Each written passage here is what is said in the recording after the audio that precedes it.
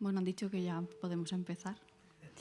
Pues somos el pueblo de Dios, vamos a cantar esta primera canción, pero somos el pueblo de los campamentos también, ¿no? Si pudiéramos tener un pueblo solo de las personas que trabajan en campamentos, sería un gran pueblo, ¿eh? Y lleno de gente con mucho arte. Yo he estado en el taller de fotografía, por ejemplo, y tela, ¿no? La de trabajo y la de arte que hay ahí, pero el arte está en la cocina también, está en la música, está en la predicación, está en muchos sitios, ¿no? Y el Señor nos ha dado muchos dones para fortalecer ese pueblo del que vamos a cantar, que podemos alabar juntos a Dios.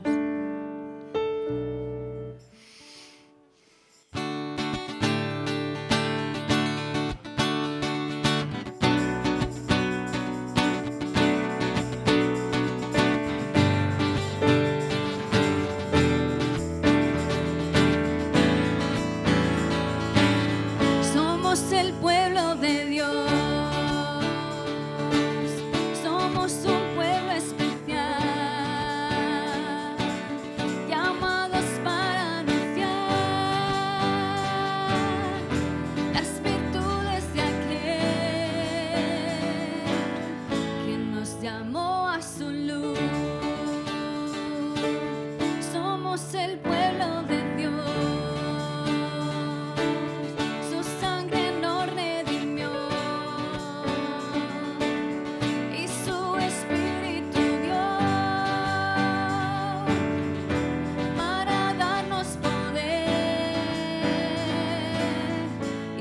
Testigos de él, y llevaremos su gloria.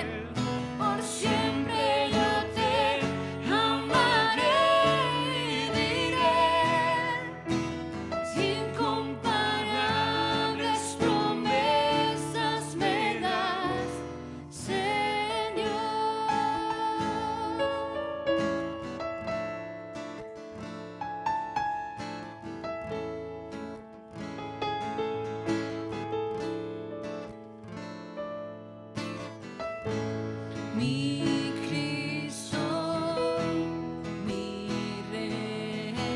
Nadie es como tú. Toda mi vida quiero exaltar las maravillas de tu amor. Consuelo, refugio, Torre de fuerza y poder, todo mi ser, lo que yo soy, nunca cese de adorarlo. Cante al Señor toda la creación. Fuerza y poder, majestad sean al Rey. Montes caerán y el mar rugirá al sonar de tu nombre. Canto con gozo al mirar tu poder. Por siempre yo te amaré y diré: incomparables promesas me das, incomparables promesas me das, incomparables promesas me das, Señor.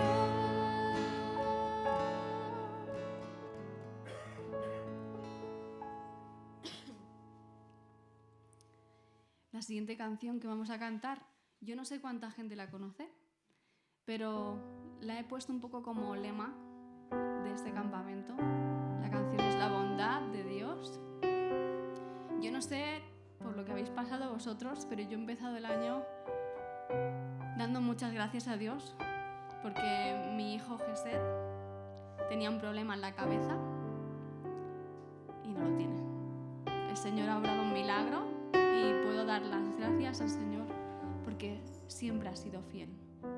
Nos dijeron un montón de veces de abortar y nosotros por fe hicimos un pacto de amor. Eso significa su nombre, ¿no? Amor leal. Y hoy está aquí y hoy estamos aquí celebrando, ¿no? Y podemos celebrar cada victoria en vuestras vidas, en las vidas de vuestros familiares, ¿no? Y Dios siempre es fiel, siempre.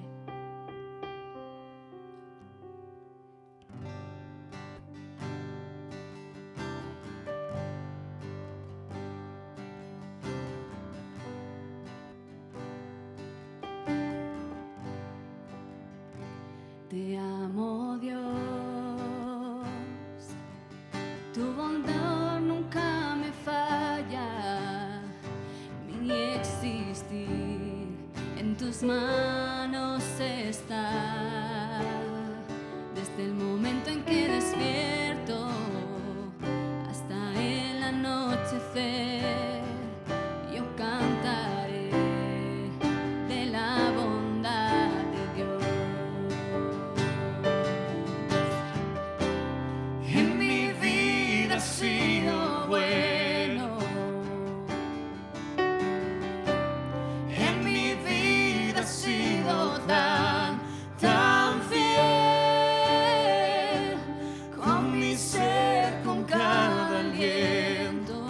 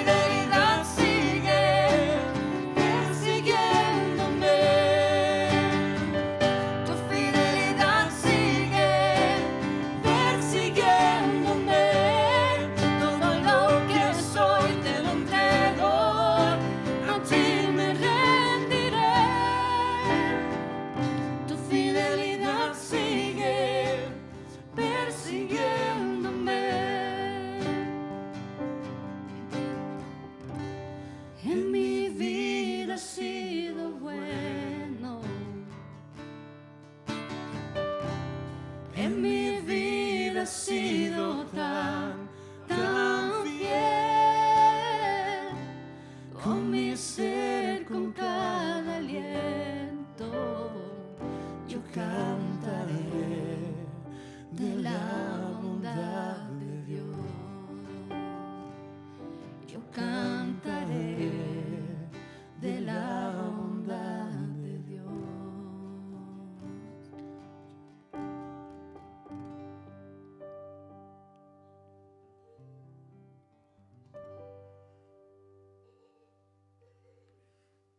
Amén. Muy bien, pues espero que hayáis descansado bien. Ya nos lo hemos preguntado mutuamente unos a otros. Y bueno, solamente será esto. Sí. Hoy sí, hoy no os voy a distraer tanto. Vamos a exponer más la palabra. Ayer también, pero de otras formas, ¿sí? Gracias, David. Bien, si hemos cantado Dios ha sido bueno,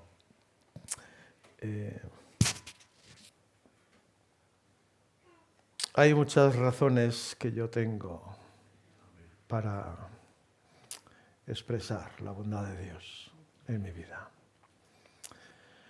Hace un año, más o menos, tuve un cáncer de próstata agresivo, así que había que operar sí o sí. Y eso es lo que hicimos. Fuimos adelante y lo extirparon, lo quitaron.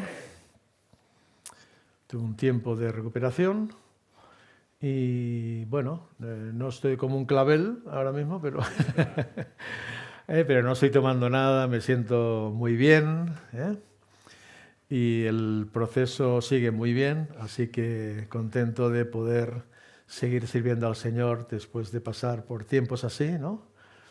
Que nos hacen preguntarnos muchas cosas, pero que estamos dentro de ese gran proyecto estrella, como vamos a ver hoy, que de alguna forma consuela nuestro corazón sabiendo que todo está bajo la mirada del Señor.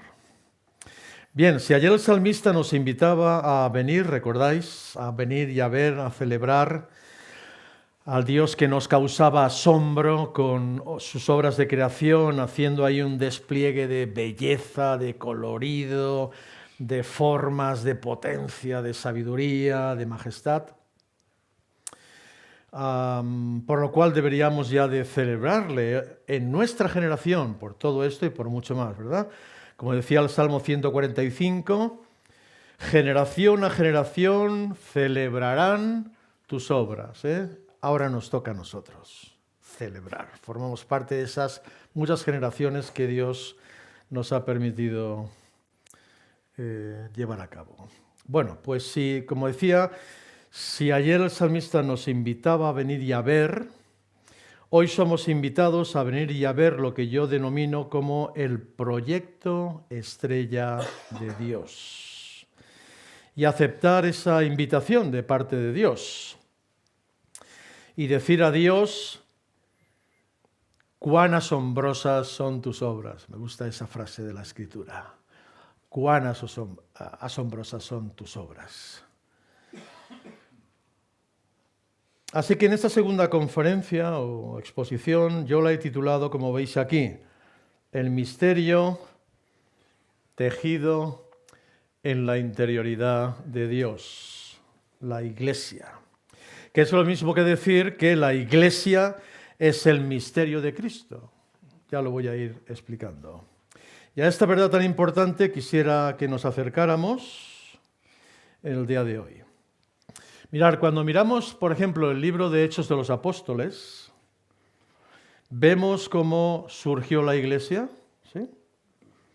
Vemos cómo se movió la Iglesia, vemos las dificultades que tuvo la Iglesia para avanzar con el paso del tiempo, los desafíos con los que se encontraron, las manifestaciones poderosas del Espíritu Santo a través de ellos y con todos ellos. Es decir, vemos en Hechos de los Apóstoles cómo fue desarrollándose la Iglesia, digamos, desde el día de Pentecostés, podríamos decir día a día, mes a mes, año tras año, en valenciano diríamos minut a minut, minut a minut, en catalán también. Pero el tema que os traigo hoy tendría que ver más con considerar las raíces de ese misterio tejido en la interioridad que es la Iglesia. O dicho de otra manera, considerar el dónde y cómo se originó este proyecto estrella de Dios, que somos la Iglesia, a la que tú y yo pertenecemos y que lo somos de verdad, ¿no? Así que voy a hablar de las raíces de este misterio tejido en la interioridad de Dios. Por raíces quiero decir cuando la Iglesia aún no era. Cuando la Iglesia aún no era. O sea, no era en el sentido de que no estaba presente físicamente en el mundo, ¿sí? Porque en realidad, si me permitís la expresión, la Iglesia no comienza en el día de Pentecostés. Que sí, como dice un amigo mío, que sí. Para no salirnos de la teología conservadora fundamental que todos predicamos. O sea, no comienza en el día de Pentecostés, como solemos afirmar, que es cierto, ¿no? Sino que es mucho más anterior. O sea, la Iglesia se teje, se fragua, se concibe en la interioridad de Dios, es decir, en las mismas entrañas de Dios, en la misma intimidad de Dios, en el mismo corazón de Dios, como ahora iremos viendo. Y eso es una realidad que nos trasciende. Yo lo estoy verbalizando, permitirme la expresión, pero no sé muy bien lo que estoy diciendo. ¿Me seguís? O sea, no sabemos ciertamente de qué estamos hablando en el sentido de que desconocemos la profundidad de cómo Dios se mueve en el propio fondo y seno de su naturaleza divina. No lo sabemos. Por lo menos yo hablo por mí. ¿No? Es decir, es una dimensión que podríamos denominar como ontológica. Ontológica quiere decir que va más allá de cualquier cosa que es o que existe, incluso que yo pueda imaginar, ¿no? Yo siempre digo, claro, en la pastoral, después de tantos años, ¿no? Escuchas a los hermanos, tenemos conversaciones y tal, ¿no? Entonces, cuando hablamos del cielo y de la eternidad y de estar con el Señor, pues como que cada uno se le ocurren cosas diferentes, ¿no? Pues allí en el cielo habrá esto y lo otro y no sé qué y tal. Bueno. Digo, mira, yo honestamente creo que todo lo que nos imaginemos no tendrá nada que ver, seguramente, con la realidad, ¿no? Entonces, bueno, tú puedes pensar, bueno, tenemos casitas como esta, cada uno tendrá su jardincito y tal, igual, estaremos muy a gustito todos, ¿no? ¿No? Entonces, estamos hablando de una dimensión que no conocemos, ¿no?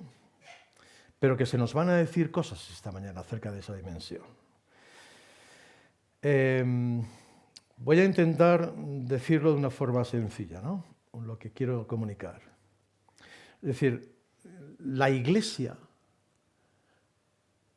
tal y como Pablo lo denomina, que ahora lo leeremos en Efesios, que es el misterio de Cristo. Misterio no en el sentido de algo misterioso, ¿no? No en el sentido de algo enigmático, ¿no? No de algo misterioso, porque la Iglesia no es algo misterioso, ¿no? Como New Age, ¿no? Con todo tipo de magia, de rituales, de cosas para unos cuantos, ¿no? Pero que otros, el resto del pueblo no puede ser, ¿no? Porque solamente la cosa es para unos iniciados. No hablamos de misterio en ese sentido, sino misterio en el sentido de algo que estaba oculto, pero que en un momento determinado Dios lo revela dándolo a conocer. Y además lo da a conocer de manera definitiva en la persona y en la obra de Cristo. Es decir, se descorre el velo y entonces podemos ver lo que ya estaba, pero que para nosotros no era, es decir, ya era, ¿no? Es como cuando dicen Hebreos, hay un concepto, me voy a salir un poco y ahora volveré, ¿no? Pero vamos a ver si luego soy capaz de volver. Pero esto ya le va pasando a uno con los años. Pero hay un concepto que ayer se mencionó, y yo no dije nada porque no era momento, ¿no? Pero hay un concepto que a veces tenemos en la mente y es el concepto de la nada, ¿no? ¿Cómo creó Dios las cosas, ¿no? Y entonces la gente dice, pues de la nada. Esto de la nada no está aquí escrito. Esto viene de un libro apócrifo cuando un niño a su mamá le dice, mamá, ¿y el mundo cómo fue hecho? Y la mamá le dice, pues mira, hijo, de la nada. Pero eso no dice la Biblia. En Hebreos 11, 3 dice, por la fe entendemos haber sido constituido el universo por la palabra de Dios, de modo que lo que se ve fue hecho de lo que no se veía. Es diferente. Lo que vemos nosotros fue hecho de lo que no se veía, ¿no? Y evidentemente lo que no se veía era Dios mismo, ¿eh? Y todo lo que Dios tenía, digamos, en su mente, ¿no? Bueno, entonces, como decía, misterio, no en el sentido de algo misterioso, sino en el sentido de que Dios revela, da a conocer lo que estaba oculto, ¿no? Por tanto, este misterio del que habla Pablo, que ahora vamos a leer el texto para para centrarnos más, hunde sus raíces más profundas y de origen en la reflexión que Dios hace de sí mismo. ¿Entendéis? O sea, en la reflexión que Dios hace en el seno de sí mismo, de su propia persona, que es una dimensión que nosotros desconocemos, pero que se produjo ahí. Ahora vamos a dar textos que afirman esto, ¿no? Pero antes vamos a Efesios capítulo 1, vamos a leer los textos principales. Efesios capítulo 1 y versículos...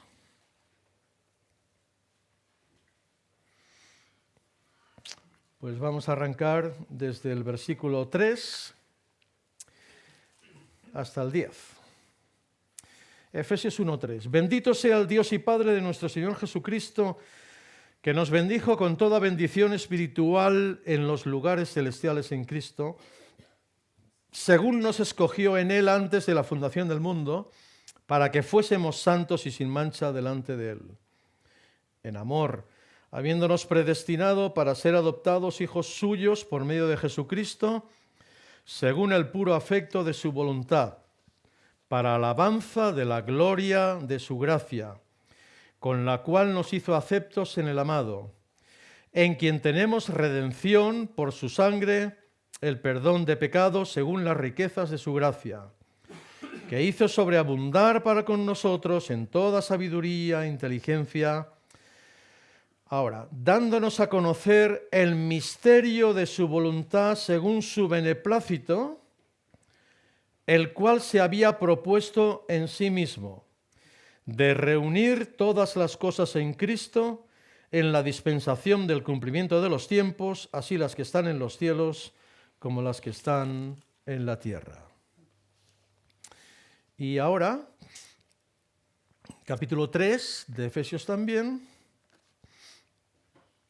versículos 3 al 6. Que por revelación me fue declarado el misterio, como antes lo he escrito brevemente, capítulo 1, leyendo lo cual podéis entender cuál sea mi conocimiento en el misterio de Cristo, misterio que en otras generaciones no se dio a conocer a los hijos de los hombres, como ahora es revelado a sus santos apóstoles y profetas por el Espíritu, que los gentiles son coherederos y miembros del mismo cuerpo y copartícipes de la promesa en Cristo Jesús por medio del Evangelio. Bien, como decía, este misterio de Cristo hunde sus raíces más profundas en la reflexión que Dios hace en el seno de sí mismo. ¿Qué quiero decir? Pues que en la realidad eterna de Dios, cuando existía solo Dios, en una relación de amor con el Espíritu y con el Verbo, que se hizo carne, es importante. O sea, Jesús de Nazaret era el Verbo y el Verbo se hizo carne. Entonces existía como el Verbo, ¿sí? En esa relación, que después el Verbo sería carne, digamos, para hacerlo sencillo, ¿no? Se celebró como una junta directiva, como un consejo, ¿no? Una especie de junta, ¿no? Padre, Hijo y Espíritu Santo, para tomar decisiones y para asignar tareas. Y eso se hizo desde una relación de amor. Vamos a Juan 17, que lo conocemos tanto que casi a uno le da la tentación de decir, pues ya me lo sé, ¿no? Anda que no he escuchado yo predicaciones sobre la oración intercesora de Jesús, ¿no? Bueno, pues fijaos allí en el capítulo 17, versículo 23, dice Jesús, está orando al Padre, ¿no? Dice, yo en ellos y tú en mí, para que sean perfectos en unidad, para que el mundo conozca que tú me enviaste y que los has amado a ellos como también a mí me has amado.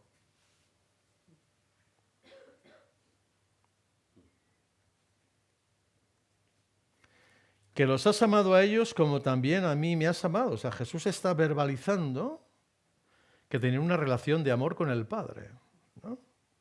Estamos hablando de la eternidad, de esa dimensión que para nosotros es desconocida, ¿no? Verso 24. Padre, aquellos que me has dado, quiero que donde yo estoy también ellos estén conmigo para que vean mi gloria que me has dado, porque me has amado desde... Entonces el amor evidentemente no lo hemos inventado nosotros, ya existía, ¿entendéis? Y nos ha llegado del cielo, ¿no? Es decir, antes de que nada fuese, ya Dios existía en una profunda relación de amor. Y en el versículo 26 dice, y les he dado a conocer tu nombre y lo daré a conocer aún, para que el amor con que me has amado esté en ellos y yo en ellos. Bueno, ¿por qué repite tanto la cosa? Hombre, porque anteriormente el Señor ha estado hablando, ¿no?, de cómo yo os he amado, de cómo lo que es el verdadero amor y de cómo tenemos que amarnos los unos a los otros, ¿no? O sea, lo que Él ha transmitido es lo que Él ha experimentado antes de la eternidad, ¿no? O sea, lo que nosotros vivimos como hermanos en la fe, ¿no?, el cariño, la ternura que nos podemos tener, el respeto, el amor, todas estas cosas, ¿no?, es un reflejo de lo que sucede en una dimensión que nosotros desconocemos, ¿no?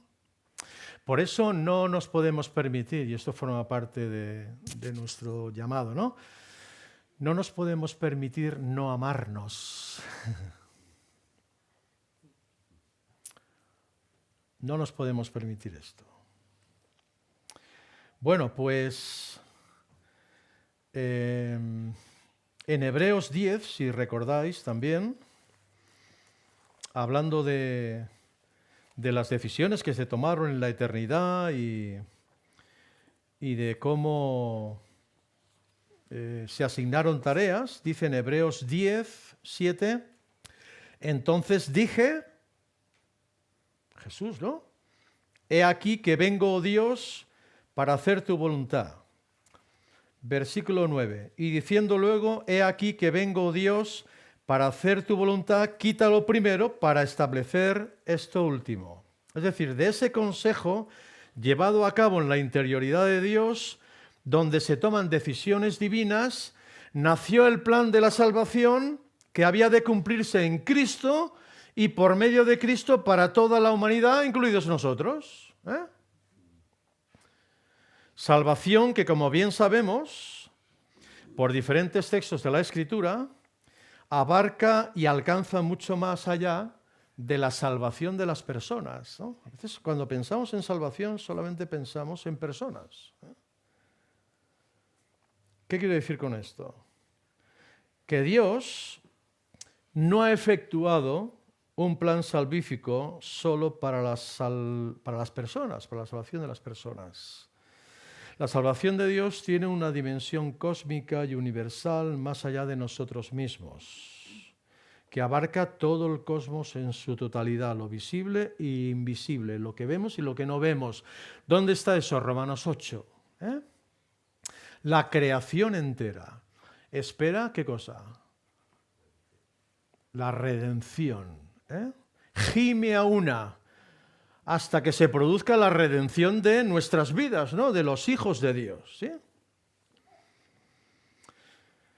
Porque Dios, como digo, no ha efectuado un plan salvífico solamente para nosotros, sino para todo de manera universal. Así que es desde esta limitada comprensión nuestra, o mía por lo menos, ¿no?, que nos queremos acercar con toda humildad a esta realidad gigantesca, fascinante, sorprendente, inaudita e incomprensible realidad que es la Iglesia, que es lo que Pablo llama el misterio de Cristo y que hoy es el tema central. Hoy es el tema central. Así que queremos acercarnos a este tema, a la comprensión de este misterio que es la Iglesia, para que produzca en nosotros un sentido de profundo agradecimiento al Señor y de admiración y de asombro hacia la persona de Dios, el cual es digno de celebrar. Es digno de celebrar por todo este proyecto en el que nos ha incluido. Que quedemos asombrados al considerarlo y que este asombro nos permita 4 cosas. Primero, discernir o captar de una manera más clara la dimensión del proyecto del que formamos parte como Iglesia que somos de Cristo.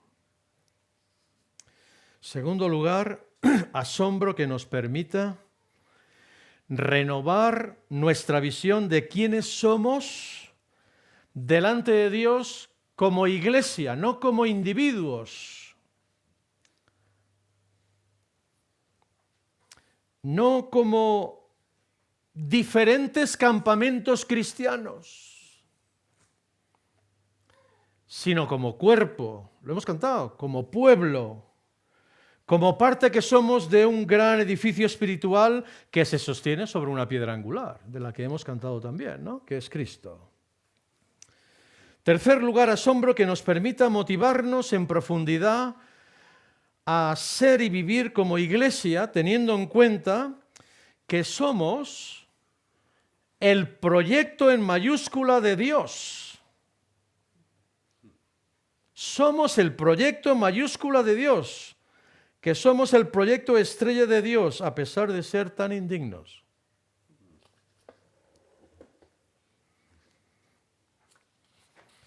Y sobre todo que podamos, como dice la nueva versión de Alonso Schockel, que ya murió, un teólogo católico, podamos vislumbrar cómo es nuestro Dios, cómo nuestro Dios ha obrado y sigue obrando, y termina con esta frase que a mí me encanta: y con cuánta sabiduría e inteligencia. Ese es el Dios que tenemos. Cómo obra con cuánta sabiduría e inteligencia, ¿no?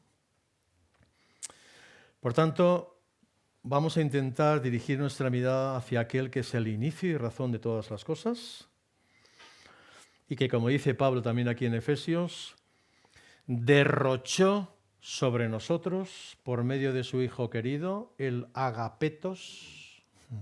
De ahí viene el nombre de agapito. Agapetos quiere decir el favorito. El favorito. derrochó sobre nosotros por medio de su Hijo su gloriosa generosidad. Derrochar significa dar abundantemente de lo que uno es y de lo que uno tiene. Derrochar. Vamos, lo que hacemos los padres con los niños, ¿eh? Y más, quizás las madres, un poquito más. ¿Eh?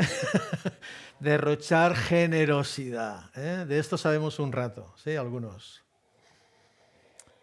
Y todo eso por medio de Cristo y en Cristo. Bien, vamos a ver nuestras raíces, que no están evidentemente sustentadas en el siglo XVI, cuando Lutero clavó las 95 tesis, en la Catedral de Wittenberg, desde donde brota el llamado protestantismo. Espero que nadie piense esto, ¿no? Que nosotros venimos de ahí, ¿eh? O sea, venimos de muy lejos, ¿eh? Y eso es lo que nos da identidad verdadera, ¿no? Sin menospreciar, evidentemente, y menoscabar el que seamos protestantes, ¿no? Bueno, Pablo lo explica. Vamos al texto, que aquí es donde realmente vamos a ser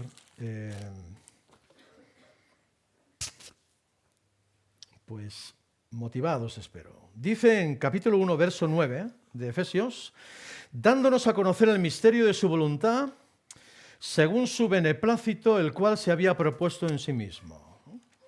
Beneplácito es una palabra que hace referencia al placer y al deleite que hace que una persona tome una decisión de manera voluntaria y la ponga en práctica. Eso significa, digamos, beneplácito, ¿no? Es un poco... me vino a la mente un poco el ejemplo de Dan, ¿no? ¿Alguien recuerda lo que Dan nos prohibió? ¿Qué nos ha prohibido? Ayudar. Nos ha prohibido ayudar. ¿Y cómo lo dijo? ¿Con la cara muy seria, muy triste, cabizbajo o con ganas? Yo creo que él lo dijo con ganas, ¿eh? Bueno, pues él dijo, ¿estáis aquí para qué? Para descansar. Eso es beneplácito, ¿no? O sea, el equipo ha tomado una decisión que repercute en nosotros, ¿no? Pero ellos, digamos, lo hacen de manera voluntaria porque quieren, y porque nos aman, ¿no? Bien. Aquí se dice que Dios nos ha revelado su designio secreto, el misterio de su voluntad, nada más y nada menos. Yo suelo decir, y lo digo de corazón, ¿y quién soy yo? ¿A quién soy yo? Para que Dios haya querido revelarme su designio secreto, el misterio de su voluntad, ¿no? Y dice que lo ha hecho según su beneplácito, es decir, por su deseo, para deleitarse él y por su buena intención. De tal modo que lo que él mismo en su interioridad, digamos, resuelve hacer, me lo da a conocer. Por eso dice lo que se había propuesto en sí mismo, lo cual equivale a decir que la razón última de su plan y el hecho de compartir su misterio con nosotros, que es la Iglesia portadora del Evangelio, no somos tú y yo. ¿Se entiende eso? La razón última de que Dios haya hecho esto no soy yo, sino que es Él mismo, o sea, fuera de toda influencia externa, pasada, presente y futura. O sea, no hay nada que le haya influenciado para que haya dicho, hombre, mira, como son unos buenos chicos, voy a acercar y les voy a contar lo que aquí, este tripartito, ¿no?, de iguales, ¿no?, hemos decidido. No. Dicho de otra manera, nada fuera de Dios, sino Él mismo, su propio deleite y su deseo divino hizo que Él fuese el arquitecto y diseñador de todo un proyecto y plan perfecto de salvación. Solamente Él, su propio deleite. Ahora, ¿con qué tiene que ver ese misterio de su voluntad? Pues Pablo lo dice. Versículos 9 y 10, dándonos a conocer el misterio de su voluntad. Pero antes dejarme explicar el término voluntad. Porque el término voluntad en el griego es un término que significa mirar lejos. El término voluntad significa, en este contexto, ¿no? Significa mirar lejos. Y eso lo que quiere decir es que la voluntad de Dios, el deseo de Dios, ha sido y será mirar lejos. El hacia dónde y en qué dirección nos lo dice en el versículo 10. Vamos a leerlo. De reunir todas las cosas en Cristo en la dispensación del cumplimiento de los tiempos, así las que están en los cielos como las que están en la tierra. Es decir, el sentido del término misterio que nos avanza aquí Pablo tiene que ver, en primer lugar, con reunir, con recapitular todas las cosas en Cristo. Fijaos la dimensión y el alcance que estaba y está y que estuvo en el corazón de Dios desde antes de la fundación del mundo. La Nueva Biblia Española traduce este versículo de la siguiente manera, con una belleza que a mí me impacta. Dice, dándonos a conocer su designio secreto conforme al querer y proyecto que Él tenía para llevar la historia a su plenitud.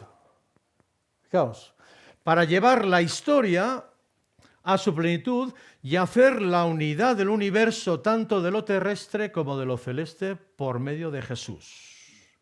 Por tanto, quisiera subrayar a la luz de estos textos que nuestra historia y la parte que hoy nos toca vivir no va a la deriva. ¿Entendéis? O sea, no está en las manos de los hombres. No está en manos de los que nos pueden parecer que está. Y que son dueños de los acontecimientos y que toman a nivel mundial decisiones que nos afectan a toda la humanidad, ¿no? O sea, nos parece que son tres y el de la guitarra, ¿no? Que no sé quién será de todos ellos, que parece que conducen la historia, ¿no? Que todos vamos en la dirección que ellos quieren, ¿no? Pues la historia no está en las manos de los que nos puede parecer, ¿no? A pesar de todo lo que veamos, a pesar de que incluso te abrumes. ¿Te abrumas a veces o no? Yo sí. Hay momentos que digo, ¿todo esto dónde va? Más allá de nuestro país, que ya me abruma lo que está pasando en este país, si no vamos a entrar en ese sentido, ¿no? Pero uno... Y se producen en nosotros los mismos sentimientos que en Lot. ¿Recordáis a Lot? Lot vivía en Sodoma, ¿no? Y Gomorra, ¿sí? Y segunda de Pedro 2:7, hablando de Lot, dice que Lot vivía abrumado por la nefanda conducta de los malvados. Nefanda quiere decir conducta perversa, conducta vergonzosa, incluso conducta infame, ¿no? Y hombre, cuando uno mira lo que hay, es que la conducta que vemos es verdaderamente nefanda, ¿no? Bueno, quizá podemos identificarnos con Lot, ¿no? Dentro de su sociedad, de su cultura, del momento que le tocó vivir. No pensemos que somos los únicos que estamos abrumados por la sociedad y por todo lo que nos está cayendo y les va a caer también a nuestros hijos, ¿no? Que son muchas cosas que aún ni hemos visto, ¿no? Pero bueno, parece entonces la historia hacia dónde va, ¿no? O sea, ¿esto hacia dónde va? Bueno, a pesar de ello, insisto que nuestra historia y nuestra sociedad, que supera con creces la de Lot, no va a la deriva. Es decir, es una historia que está pilotada por el mismo Cristo, que es y fue y será el creador y sustentador de su obra. Eso es lo que dice la Biblia.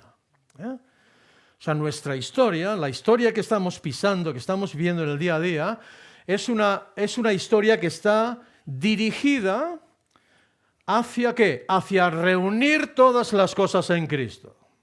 Y esto ahí nos va a implicar, ahora llegaremos ahí, no os preocupéis, que nos va a caer a todos, ahora cuando veamos las implicaciones de esto, ¿no? De manera que todo, absolutamente todo, lo veamos o no, lo creamos o no, lo sintamos o no, va hacia el cumplimiento que Dios trazó desde la eternidad, lo cual para nosotros es incomprensible, pero al mismo tiempo es consolador. ¿No es cierto? A mí me consuela mucho esto, porque veo que la historia no está en manos de los hombres, sino que estoy dentro de un gran proyecto universal que está dirigido, ¿no? Y controlado, ¿no? Es impresionante pensar en lo que Dios tenía en la esfera de su intimidad y ha compartido con nosotros. Y no solo lo ha compartido, sino que nos ha implicado,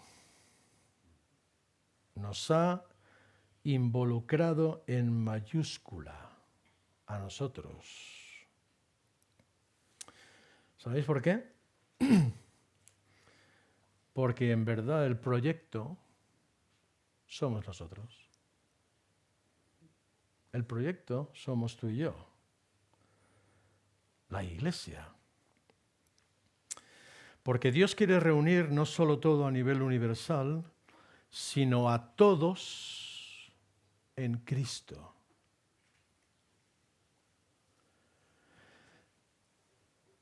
Y estoy hablando de dominio universal, no de salvación universal, para que quede claro. No hablo de salvación universal, sino de dominio universal, donde todo quedará bajo la autoridad de Cristo, ¿no? Es verdad que al final muchos de todos los pueblos y naciones y lenguas no formarán parte de esa iglesia, de ese gran proyecto. Los que seremos reunidos y formaremos parte de este perfecto plan, que es la iglesia, que es el cuerpo de Cristo, ahí estaremos. Hay muchos que no quedarán bajo ese proyecto, ¿no?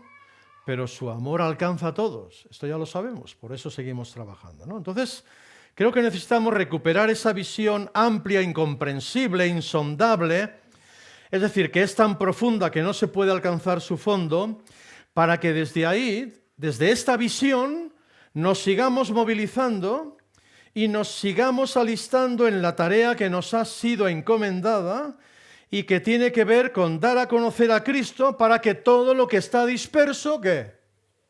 Quede bajo Cristo.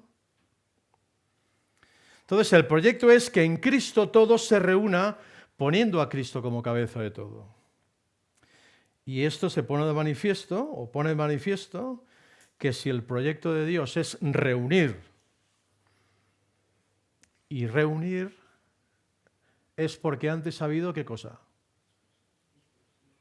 Una dispersión, ¿no? Efectivamente, hubo una dispersión que no solamente afectó a la humanidad, esto ya lo sabemos, afectó a todo el cosmos, ¿no es cierto? Y por eso se hace necesario, desde el punto de vista de Dios, reunir, recapitular todo lo disperso. ¿No te parece un poco atrevido esto? A mí sí. Reunir lo disperso, ¿cómo? Uno a uno. ¿Y con quién crees que cuenta el Señor y está contando Dios para llevar a cabo su proyecto?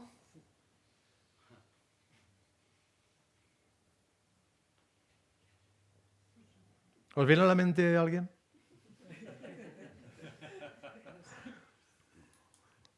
Con La Arcada, con Monteluz, con Pinos Reales, con Codeseda, con Peña de Oreb, con Manantiales de Vida, con La Posada y con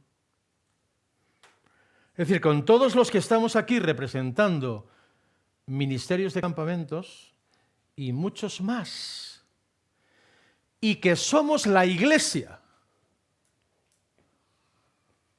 ¿Entendéis? O sea, es muy importante, lo hablábamos ayer, ¿verdad, Frank?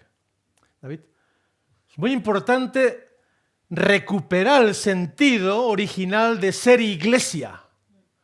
Porque sea donde sea que estemos haciendo, en nuestro caso campamentos, esto es iglesia que se está moviendo y está trabajando ¿para qué? Para reunir a muchos bajo la autoridad de Cristo. Entonces, eso es exactamente lo que estamos haciendo a través del Ministerio de Campamento. Estamos colaborando desde diferentes lugares, desde diferentes continentes incluso, para reunir lo disperso, porque el proyecto es que todo se reúna y se recapitule en Cristo. Por lo tanto, permitirme decir esto con todo respeto y libertad que tengo en el Señor. El proyecto, en mayúscula, no es tu campamento. ¿Entiendes eso? Lo siento mucho. Da igual lo que hagamos, lo que construyamos. Que no da igual, ya me entendéis en este contexto, ¿no? Obviamente. El proyecto no es tu campamento. O sea, tenemos que tomar la visión de que los campamentos, nuestros centros, entre comillas, ¿no?, es una herramienta solamente que Dios desde hace muchos años y con un fruto muy evidente está usando, fíjate, para llevar a cabo su propósito eterno de reunir todo bajo Cristo. ¿Se entiende esa idea? No podemos perder de vista esto. ¿Qué significa esto? Pues significa que el propósito de nuestros campamentos y de todos los que estamos involucrados, incluyendo los que oran, ¿no? Gente que está detrás, que no vemos, pero que está orando. Hay gente que está, ¿qué? Dando economía, ¿eh? Los que oran, los que dan dinero. El propósito debe de ser que muchos conozcan a Cristo y formen parte de este gran y maravilloso proyecto que hunde sus raíces, como hemos dicho, en la eternidad de Dios y que es la Iglesia. La Iglesia, hermanos, no es un proyecto de Dios. La Iglesia es el proyecto de Dios. ¿Se entiende la diferencia? O sea, el proyecto no es el campamento. Mi campamento. El proyecto es la Iglesia. Y a mi entender, el único proyecto de Dios hasta que Cristo regrese es la Iglesia. Yo no veo que Dios tenga otro proyecto. Nosotros, directores, fundadores, monitores, colaboradores, solamente somos administradores en el proyecto divino. No somos dueños de nada. Solo somos administradores. Y como dijera Pablo, se requiere de los administradores que cada uno se haya dado, ¿qué cosa? Fiel. La exigencia es que seamos fieles. Da igual lo que construyas. Da igual lo que hagamos. O incluso el éxito que tengamos delante de la gente. Eso da igual. A la luz del proyecto verdadero, de lo que es esencial, lo otro es, digamos, bueno, voy a decir como Pablo, lo tengo por basura. No me atrevo a esto, ¿no? Pero ya me entendéis, ¿no? O sea, es como paja, ¿no? Al lado de lo verdaderamente importante, ¿no? Se requiere de los administradores que cada uno sea hallado fiel. ¿Por qué? Porque hoy estaremos y mañana no. Lo siento mucho. Yo fui pastor durante 36 años en una congregación. Ya no lo soy. Pero la obra continúa. Esto es muy importante. O sea, tenemos que trabajar con esta visión global que nos incluye, que nos enfoca, en todo lo que estamos haciendo, siendo fieles en la parte que nos toca, ¿no? directores, fundadores, administradores, cocineros, todos en la parte que nos toca, pero captando la visión que nos llega desde este texto, ¿no?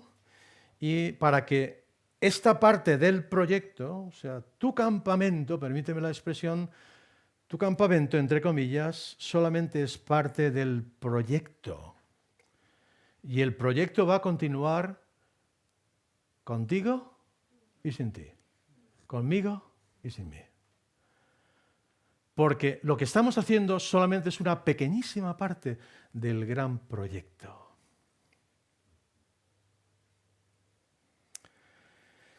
El pecado consiguió introducir, y termino ya, esto los buenos predicadores no tienen que decirlo, ¿eh? Bueno, termino y digo, este tío está enrollando ahí 20 minutos más, ¿no? Bueno, no va a pasar. Pero el pecado, digo, consiguió introducir a todo el género humano en una realidad de desestructuración y de dispersión a todos los niveles, ¿cierto? Desestructuró todo, absolutamente todo. Y sucedió esto. Quería haber traído otra cosa, pero bueno, esto ya me sirve.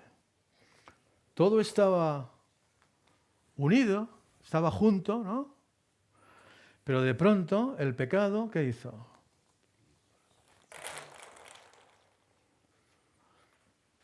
Dispersó todo.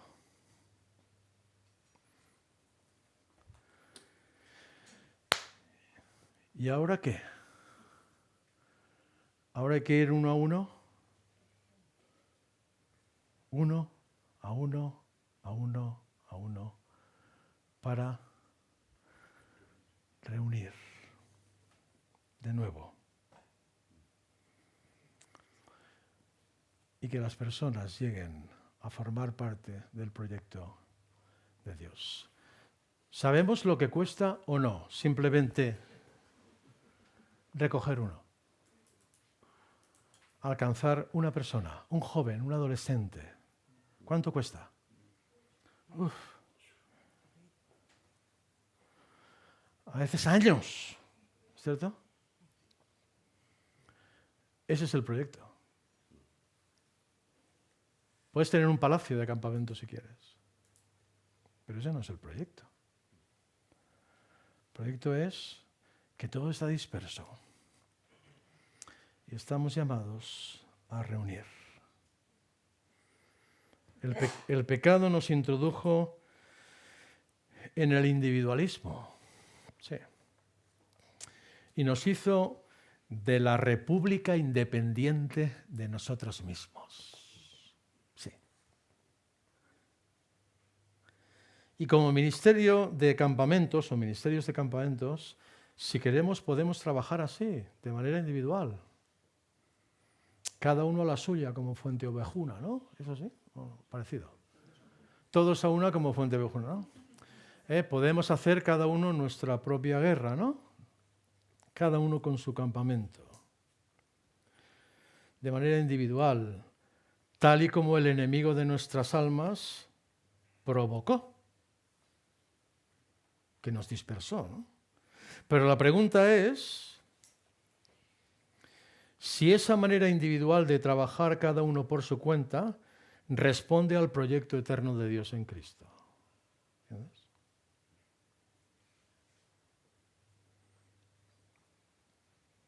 Yo creo que CCI, con sus limitaciones, ¿no? Como todos las tenemos, ¿no?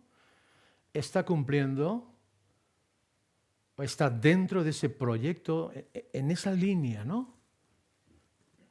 De llevar a cabo el proyecto eterno de Dios, de reunir, ¿no?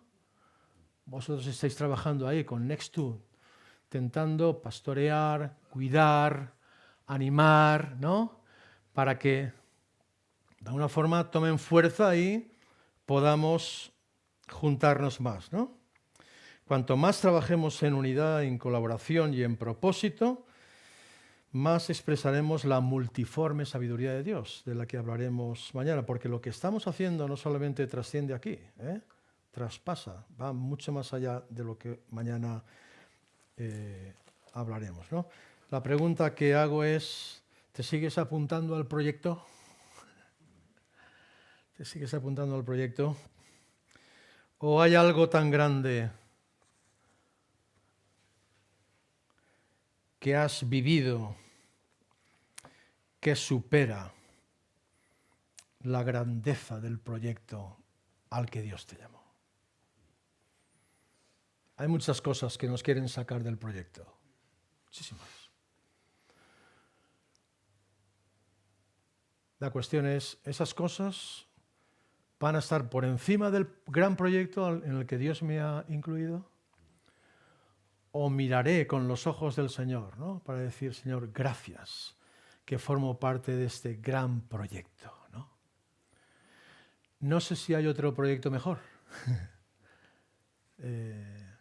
No sé dónde iría, ¿no? Si saliera de este proyecto, yo no sabría dónde ir, personalmente, ¿no? Y creo que el Señor nos salvó con este propósito y que los campamentos, en ese sentido, forman parte de este gran proyecto del Señor. Amén.